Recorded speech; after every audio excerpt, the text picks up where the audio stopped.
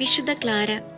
വിശുദ്ധ ഫ്രാൻസിസ് അസേസിയുടെ പ്രബോധനമനുസരിച്ച് പരിപൂർണ ദാരിദ്ര്യത്തിന്റെയും ജീവിതം നയിച്ച ആദ്യ സന്യസ്തയായിരുന്നു വിശുദ്ധ ക്ലാര. 1194 ജൂലൈ 16 ഇറ്റലിയിലെ അസീസിയിലാണ് വിശുദ്ധ ജനിച്ചത്. സാൻ ഡാമിനിയോയിലെ ഒരു ചെറിയ കോൺവെന്റിലെ സന്യാസിനി സമൂഹത്തിന്റെ ആശ്രമാധിപയായി വിശുദ്ധ ഫ്രാൻസിസ് അസീസി ക്ലാരയെ നിയമിച്ചു.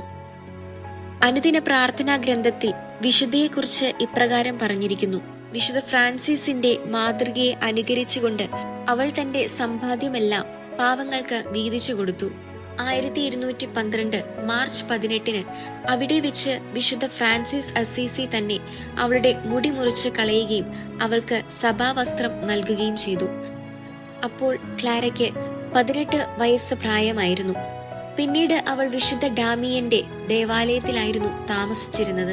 അവിടെ ദൈവം അവൾക്ക് കുറച്ച് പുണ്യവതികളായ സഹചാരികളെ നൽകി. തുടർന്ന് വിശുദ്ധ ഫ്രാൻസിസിന്റെ ഉപദേശത്തിൽ അവൾ ഒരു സന്യാസിനി സമൂഹത്തിന് രൂപം നൽകുകയും അവരുടെ സുപ്പീരിയർ ആയി വർത്തിക്കുകയും ചെയ്തു.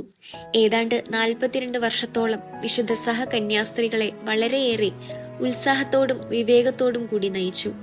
ഇന്നസെന്റ് 4 പാപ്പയുടെ സമ്മതത്തോടുകൂടി പരിപൂർണ ദാരിദ്ര്യത്തിന്റെയും ജീവിതമായിരുന്നു വിശുദ്ധയും അവളുടെ സന്യാസിനി സമൂഹവും നയിച്ചു വന്നിരുന്നത്. വിശുദ്ധ ഫ്രാൻസിസ് അസേസിയെ പരിപൂർണമായും പിന്തുടരുകയായിരുന്നു വിശുദ്ധ ചെയ്തിരുന്നത്.